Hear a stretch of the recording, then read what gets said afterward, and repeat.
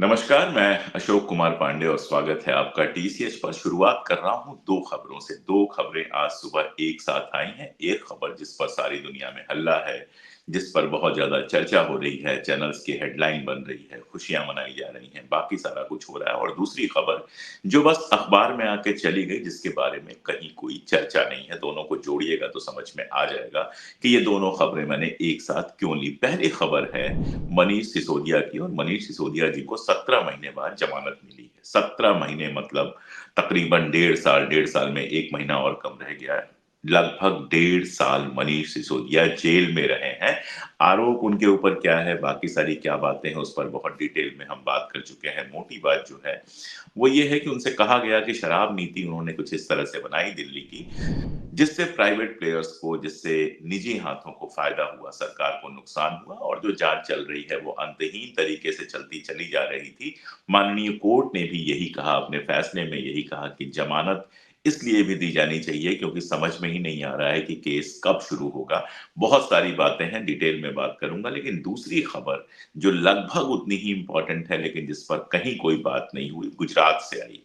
गुजरात से ऐसी खबरें लगातार आती रहती हैं, आप सबको सुनने की आदत पड़ गई है, हमें भी पढ़ने की आदत पड़ गई है। गुजरात में माननीय अदानी जी को 4-5 सालों में 18 से 23 के बीच में, 2018 से 2023 के बीच में, जब डबल इंजन सरकारें काम कर रही थी, 3900 करोड़ रुपए, 3900 करोड़ रुपए का एक्स्ट्रा पेमेंट हो गया है। अब जिन लोगों ने सरकारी विभागों में अपना काम कराया होगा, उनको पता है कि जितना पेमेंट हो उतना पेमेंट निकलवाने में ही जान निकल जाती है। यहाँ 3900 करोड़ रुपए का एक्स्ट्रा पेमेंट हुआ है अदानी जी को। उसके साथ ही साथ एक और खबर आई है कि अंबानी जो है, इस देश में जितना पैसा है, जितनी संपत्ति है, उसका 10% अंबानी जी के पास है। अंबानी जी की शादी की खबर आई थी। जब उनके बेटे की शादी हो रही थी, ऐसा लग रहा था कि मतलब कोई ऐसा गेम चल रहा है जो कभी खत्म ही नहीं होगा। शादी चले जा रही थी, कभी यहाँ हो रही है, कभी वहां हो रही है। उसके बाद खबर ये आई कि रिलायंस से हजारों कर्मचारियों को नौकरी से निकाल दिया गया है। उस खबर पर कहीं कोई चर्चा नहीं हुई। उसके साथ खबर ये आई कि न्यूज 18 जो रिलायंस का अंबानी जी का समाचार है, अंबानी जी का चैनल है, वहां से बहुत सारे सीनियर पत्रकारों को निकाला जा रहा है। लेकिन किसी पत्रकार ने इस पर कोई बात करने की कोशिश नहीं की। ये जुड़ता कैसे है? ये जुड़ता ऐसे है कि एक तरफ मनीष सिसोदिया को कहा गया कि आपने ऐसी पॉलिसी बनाई जिससे सरकार का घाटा हुआ, और उसके चलते 17 महीने से उनको जेल में रखा गया। ईडी, सीबीआई, जो हो सकता है सब लग गया। उनकी पत्नी की तबीयत बहुत खराब थी, फिर भी बड़ी मुश्किल से मिलने की अनुमति दी गई। एक तरफ एक पॉलिसी के चलते उनके ऊपर इतनी बड़ी सजा होती है। सजा ही कहा जाएगा, 17 महीने आदमी जेल में काट लेता है, उसके बाद अगर निर्दोष भी साबित हो जाए तो भी 17 महीने की सजा तो वो काट चुका है। दूसरी तरफ गुजरात में 3900 करोड़ रुपए आप दे देते हैं अंबानी को एक्स्ट्रा, बिना किसी काम का, जितना उनको मिलना चाहिए था उससे 3900 करोड़ रुपए 5 साल में, 2018 से 2023 के बीच में आप दे देते हैं। और ये किसने दिया, किसकी जिम्मेदारी है, कौन सी ऐसी नीति थी, कौन सा ऐसा अफसर था, कौन से ऐसे मंत्री थे जिनकी वजह से इतना सारा पैसा, 3900 करोड़ रुपए अंबानी जी को ऐਵੇਂ ही चला गया, मुफ्त में चला गया, बिना किसी वजह के चला गया। इस पर बात करने की कोई ज़रूरत नहीं महसूस की। इसके लिए किसी को 1 घंटे भी फिलहाल जेल में बैठाया नहीं गया है। अगर सरकारी पैसे की बर्बादी दिल्ली में हुई है, तो सरकारी पैसे की बर्बादी तो गुजरात में भी हुई है। ये जो डबल इंजन सरकार ने अंबानी जी को 3900 करोड़ रुपए दिए हैं, ये कोई उनके पॉकेट से निकल के तो आए नहीं हैं। ये भी सरकारी पैसा है, वहाँ की जनता का पैसा है, आम जनता का पैसा है। इस पर किसी तरह की कोई जाँच क्यों नहीं हुई? इस बारे में जब आप सोचेंगे तब समझ में आएगा कि विचारधारा का कोई विरोध हो, मनीष सिसोदिया की नीति से या आम आदमी पार्टी की नीति से आपका कोई विरोध हो, शराब नीति जो उनकी है उसको लेकर भले आपकी नाराजगी हो, आप उसको सही नहीं मानते हैं, लेकिन 17 महीने बिना किसी जुर्म के मुकदमा शुरू हुए बिना किसी को जेल के अंदर रखना, इसका क्या मतलब है आप भी समझते हैं। इसका सिर्फ एक ही मतलब है कि सरकार पर दबाव बनाने की, आम आदमी पार्टी सरकार पर दबाव बनाने की कोशिश की जा रही थी। अगर मनीष सिसोदिया भी कमल थाम लेते, अगर वो भी कहते कि मेरे अंदर भगवा भक्ति जग गई है, वो भी कहते कि प्रधानमंत्री महान है और भारतीय जनता पार्टी में शामिल हो जाते, तो 17 महीने छोड़िए, उनको 17 दिन भी जेल में नहीं काटना पड़ता और अभी कहीं के कुछ बनकर घूम रहे होते और जहर जहर भरा हुआ बयान लगातार दे रहे होते।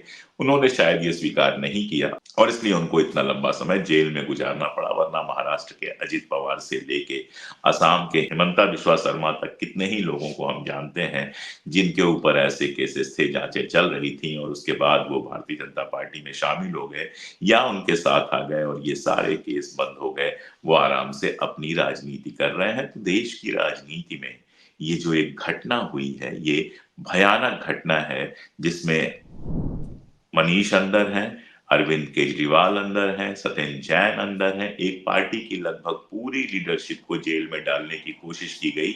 आप जानते हैं कि संजय सिंह को भी लंबे समय तक जेल में रखा गया, लेकिन गुजरात में 3900 करोड़ रुपए एक्स्ट्रा चले गए अदानी जी के खाते में और उस पर अभी तक किसी तरह की कोई कार्रवाई नहीं की गई। दरअसल सदन में केवल ऐसी चीजें लाई जा रही हैं, जानबूझकर सारा कुछ माहौल ऐसा बनाया जा रहा है कि हिंदू मुसलमान का खेल दिखता रहे और उसके पीछे ये लूट लगातार चलती रहे। विपक्ष का कोई मामला जरा सा मिल जाए या ना भी मिले तो विपक्ष को तुरंत उसमें फंसा दो, लेकिन अंबानी जी के लिए, अदानी जी के लिए चाहे जितना आप करते रहिए, कितनी बार ऐसे केसेस आए हैं कि जो मार्केट रेट है उससे बहुत कम रेट पर जमीन दी गई, हर तरह की सुविधा दी गई। देश भर के अंदर आप किसी एयरपोर्ट पर जाइए तो वो अदानी का एयरपोर्ट है, किसी आप स्टेशन पर जाइए तो वो अदानी का स्टेशन बनता जा रहा है। हालत ये है कि अदानी जी के जो एयरपोर्ट है उनसे पानी चू रहा है, लेकिन कोई पूछने वाला नहीं है। खुला खेल चल रहा है, उनको सुविधाएं जो दी जा रही हैं उसके लिए, उसमें किसी गड़बड़ी का मामला कभी सामने नहीं आता है, उस पर किसी तरह का कोई जांच नहीं आता है। सदन में क्या होता है इसका एक उदाहरण कल मिला। वक्फ को लेकर हमने हमने सबसे पहले शायद एक वीडियो बनाकर दिया था। सुप्रीम कोर्ट के एक सीनियर लॉयर हैं वजीह शफीक, उनसे हमने बहुत डिटेल में बात की थी। उस बातचीत का लिंक आप डिस्क्रिप्शन में देख लीजिएगा और वो बातचीत ये बताया था उन्होंने बहुत डिटेल में कि वक्फ बोर्ड को लेकर जितने झूठ फैलाए जा रहे हैं उनकी हकीकत क्या है। खैर फाइनली वक्फ बोर्ड के लिए एक नया बिल लेकर सदन में आई सरकार। अब सदन में जब सरकार वो बिल लेकर आई तो सबसे बड़ी बात ये थी कि पहली बार ये हुआ कि शायद सरकार को ये लगा कि लोकसभा में बहुमत इस पर ना मिल पाए और राज्यसभा में तो बहुमत नहीं ही मिले। लेकिन जो कुछ हुआ, बिल तो फिलहाल वापस हुआ, बिल पे वोटिंग नहीं हुई, लेकिन अखिलेश यादव जी से एक बड़ी मजेदार बहस अमित शाह जी की हो गई।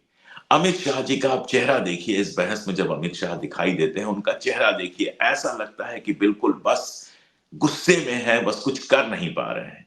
जब पूर्ण बहुमत नहीं होता है तो इस तरह का गुस्सा आना बिल्कुल लाजिम है। पिछली बार तो सांसदों को बाहर करके, सांसदों को निकाल के, सांसदों को सस्पेंड करके और किसी भी तरह से सारे बिल बिना किसी बहस के पास करा लिए जाते थे। लेकिन इस बार जनता ने जिस तरह का बहुमत दिया है, जनता ने जिस तरह से विपक्ष को ताकत दी है, उसका असर सदन के अंदर दिखाई दिया जब अखिलेश यादव जी ने न केवल हमला किया बल्कि सीधे सीधे अध्यक्ष से कहा कि गैलरी में मैंने सुना है जो कुछ, उसके बाद मुझे लगता है कि आपके अधिकारों में भी कटौती की जा रही है और फिलहाल वक्फ बिल जहां था वहीं रह गया, उस पर कोई कार्रवाई नहीं हुई। अखिलेश यादव से जुड़ी एक और बड़ी घटना हुई है। वो घटना, अखिलेश यादव किसी कार्यक्रम में थे और उनसे किसी ने सवाल पूछा। सवाल ये पूछा कि आपकी इनकम में कितनी बढ़ोतरी हुई है। अखिलेश यादव जी ने जवाब दिया कि मेरे ऊपर 12 साल से सीबीआई जांच चल रही है और वो जो जांच चल रही है वो वीडियो आप देख लीजिए, फिर बात करते हैं। और आपको इनकम जाननी है मेरी में, मैं 20 साल से ज्यादा सीबीआई की जांच में रहा हूं।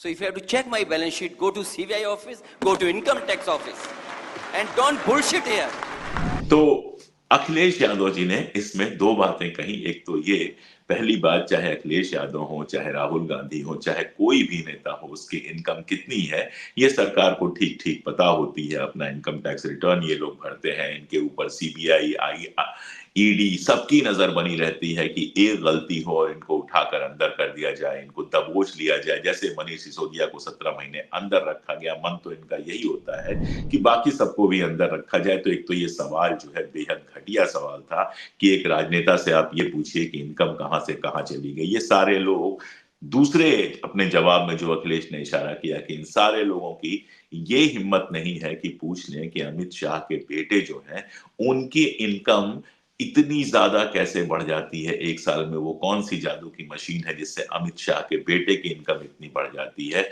और ये पूछ लें कि मोदी जी जो कहते थे कभी भीख माँग के मैंने जीवन चलाया है, ये किया है, वो किया है, उनकी इनकम में कितनी बढ़ोत्तरी हुई है। और इन 2 सवालों से उन्होंने सीधी-सीधी वही बात की जो जहाँ से हम लोगों ने बात शुरू की थी कि सारी नज़र, सारी परेशानी, सारी दिक्कत सिर्फ़ और सिर्फ़ विपक्ष से है। सत्ता पक्ष चाहे जो करे, अब अंबानी, अदानी को चाहे जितना भी उठा-उठा के दे दे, किसी को कोई फ़र्क नहीं पड़ता है, ना कोई पत्रकार सवाल पूछता है, ना कोई जनता सवाल पूछती है। और उसका नतीजा हम ये देखते हैं कि एयरपोर्ट है तो वहाँ से पानी बह रहा है, सड़क है तो सड़क बीच से टूट जाती है। इस देश का करोड़ों, खरबों रुपया यहाँ से वहाँ चला जाता है और हमारा एक मंत्री सदन में खड़े होके बताता है कि विनेश फोगाट की ट्रेनिंग में इतने पैसे खर्च कर दिए गए हैं, ये बेशर्मी की हद है। पलट के पूछना चाहिए था उनसे कि आपने ये जो पैसे खर्च किए हैं, क्या आपने पॉकेट से लेकर आए थे? खैर, देश में राजनीति ऐसी ही चल रही है। फिलहाल ये एक अच्छी खबर है कि मनीष सिसोदिया जेल से बाहर आए हैं। उम्मीद की जानी चाहिए कि जो बात कोर्ट ने कही है और बहुत इम्पोर्टेंट बात कही है कि जमानत एक अधिकार है। उम्मीद की जानी चाहिए कि उमर खालिद के मामले में भी सुप्रीम कोर्ट कुछ ऐसा ही कहेगा कि भाई जमानत इसका भी अधिकार है, जिसके खिलाफ कोई मुकदमा आज तक शुरू नहीं हुआ, लेकिन किसी तरीके से 3.5 साल से ज़्यादा वक़्त से लगातार उसको जेल में रखा गया है। और केवल उमर खालिद नहीं, ऐसे कितने ही लोग हैं जिनको दिल्ली दंगों के फर्जी केसों में फँसाकर लगातार जेल में रखा गया है और जिनकी जमानत याचिका पर सुनवाई भी नहीं हो पाती है। सुप्रीम कोर्ट से लेके लोअर कोर्ट तक चक्कर लगा रहे हैं, न कहीं कोई मुकदमा चल रहा है न कुछ, लेकिन 3, साढ़े 3, 4 साल की जेल वो पहले ही भुगत चुके हैं। अगर उनके साथ भी ये व्यवहार नहीं होता है, अगर उनके केस में भी सुप्रीम कोर्ट आगे आकर ये नहीं कहता है कि जमानत इनका भी अधिकार है, अगर आगे आकर सुप्रीम कोर्ट वहाँ भी सवाल नहीं पूछता है, तो सोचना पड़ेगा कि क्या ये जो अधिकार है, ये जो रिहाई है या बाकी सारी चीज़ें हैं, वो एक ख़ास वर्ग के लिए हैं और बाकी लोग उससे महरूम हैं। आज के लिए इतना ही, आगे भी इस तरह के मुद्दों पर लगातार बात होती रहेगी, जुड़े रहिए, बहुत शुक्रिया।